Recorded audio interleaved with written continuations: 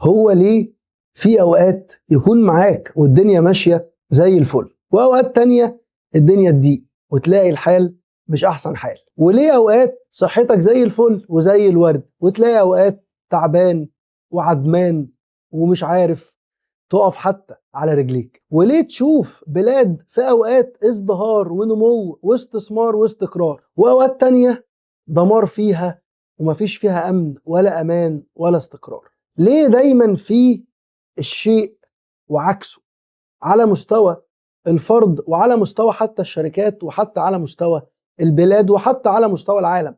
ليه العالم في وقت تبقى الدنيا جميلة والطيران شغال وكله زي الفل، وقت تاني يقفل زي كورونا؟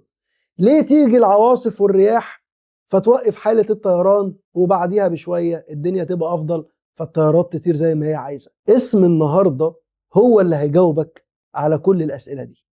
وكل ده بيحصل لأن الله هو القابض الباسط. إن الله يقبض ويبسط وإليه ترجعون. أيوة يا رب، ليه بتقبض وليه بتبسط؟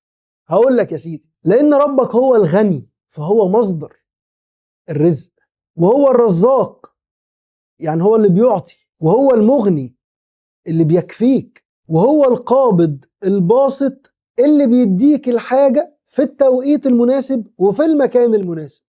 لأنك لو خدت الحاجة في توقيت غير توقيتها وفي مكان غير مكانها تهلكك وتدمرك.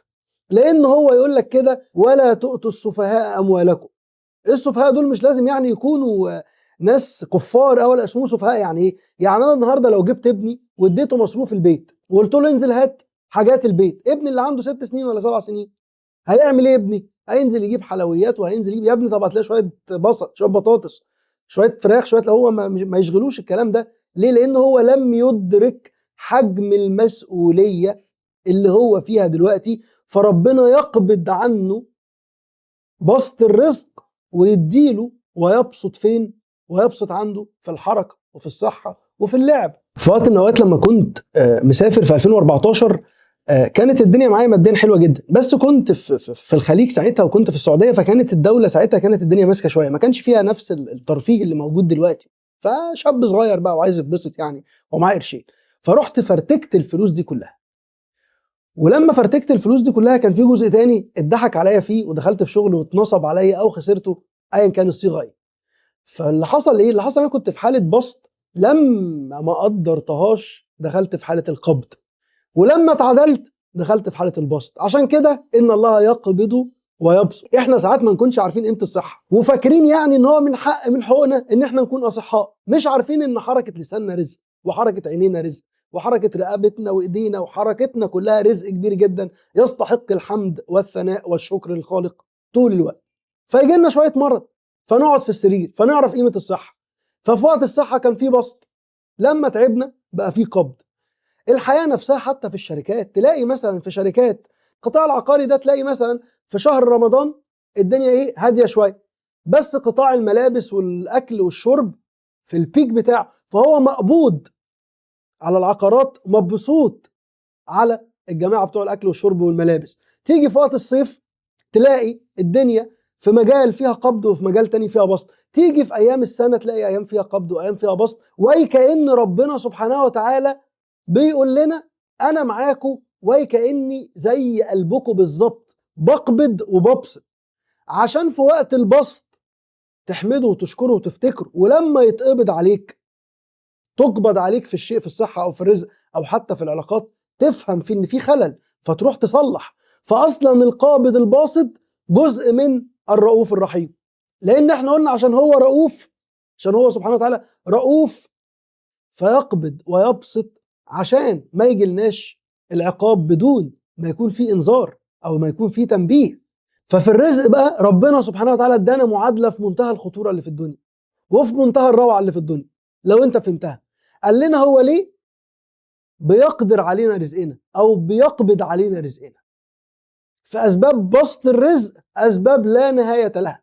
تعمل صالحات، تتصدق، تقول كلمة كويسة، تزيل الأذى أو الضرر عن الطريق، بص مليون سبب وسبب.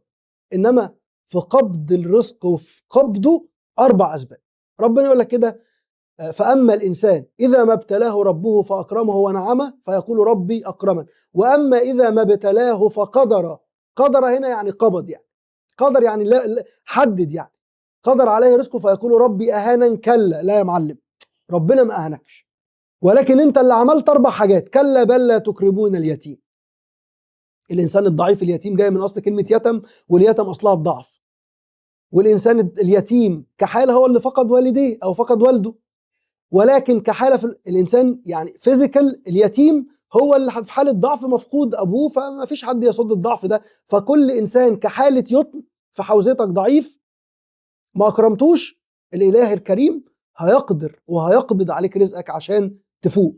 فبعد إذنك أي حد سواء بقى أوفيس بوي، عامل أمن، الناس بنشوف حاجات كده، ناس للأسف بتنسى نفسها وبتتطاول بالأيدي على ناس غلابة طيبين لا حيلة لهم. ده ما يكرمش اليتيم فيقدر عليه رزقه. ولو هتشوفها دلوقتي حصلا اليومين دول، إنسان عمل كده اتقدر واتقبض عليه رزقه. يعني إيه؟ شغله وقف ودنيته وقفت وهو اتحبس، فده من اسباب قدر الرزق او قبض الرزق. فاما الانسان اذا ما ابتلاه فقدر عليه رزقه فيقول ربي هان. كلا بل لا تكرمون اليتيم ولا تحضون على طعام المسكين. بعد اذنك المساكين يا فندم، الناس اللي بيعملوا بس اسكنتهم الحاجه، شغلهم بسيط، يعني عامل بسيط، البواب بتاع العماره عندك، الاوفيس بوي، دي ناس بسيطه، دول مساكين تقدر ان انت تطعمهم. واطعام المساكين ده شيء في منتهى العظمه اللي في الدنيا، وتطعمهم مما تطعم نفسك. ما تروحش تجيب الوجبه ام 20 وانت بتاكل الوجبه ام 100، لا تبقاش عامل زي قابيل وهابيل كده، فتقبل من احدهما ولم يتقبل من الاخر. لا، جيب اللي للناس زي اللي انت بتاكل منه. ثالث حاجه، ولا تحضون على طعام المسكين وتاكلون التراث اكلا لما.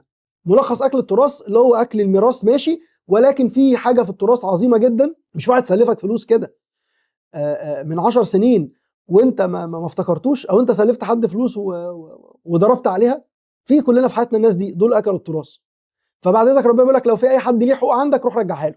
لو مستلف من حد حاجه او حد مسلفك حاجه روح رجعها له، ورجعوا السلف بتاعتكم لبعض. يعني الحاجه الثانيه في التراث هي الناس اللي بتاكل معلومات الماضي بدون تفكر وبدون تدبر، ومخليه الاموات يتحكموا في الاحياء، وعماله تاخد كلام من ناس اموات من قرون كثيره جدا جدا وعايزه تطبقها دلوقتي. وعمر الميت ما هيعلم ولا هيحيي حي ولا هيوقف حي، لان كل مرحله ليها معطياتها وليها علمها. وربنا سبحانه وتعالى كريم معانا من كل سبل العلم والمعرفة وموفرها لنا، بس احنا نركز. آخر حاجة، وتحبون المال حبا جما. ما تحبش المال، حبه بس مش حب بزيادة. يعني ليه؟ لأن المال ليه مصارف. انت شوف نفسك كده وانت لسه بطولك في الجامعة، وشوف نفسك دلوقتي وانت عندك زوجة او اولاد. شوف لما فتحت مصارف الرزق المال عليك بقى عامل ازاي. والمال اتعمل مش عشان يتكنز، ده حتى ربنا توعد اللي بيكنزوا الذهب والفضة: إن الذين يكنزون الذهب والفضة ولا ينفقونها في سبيل الله فبشرهم بعذاب أليم. فبعد إذنك عشان ربنا يبسط عليك رزقك ما تعملش الحاجات اللي هو بيقدر عليك رزقك فيها، وأهمها الافتراء، إطعام مساكين. ما تاكلش أي كلام جاي من الماضي، ولا تاكل فلوس الناس، ولا تاكل ميراث، ولا تاكل حقوق الناس. آخر حاجة، ما تحبش المال قوي، تكون من الناس المبسوطين في الرزق. عشان كده ربنا يقول لك إن الله يبسط الرزق لمن يشاء ويقدر. أيوة، يبسط الرزق يعني ايه؟ هتلاقي رزقك كده زبادي خلاط، رزقك ماشي زي الفل. فعشان تطبق اسم الله القابض الباسط، بعد اذنك حاول تقبض على نفسك في البلاوي وفي المصايب. تقبض يعني تمسكها، تتحكم فيها. لو في شهوة كده معلش تعالى على نفسك.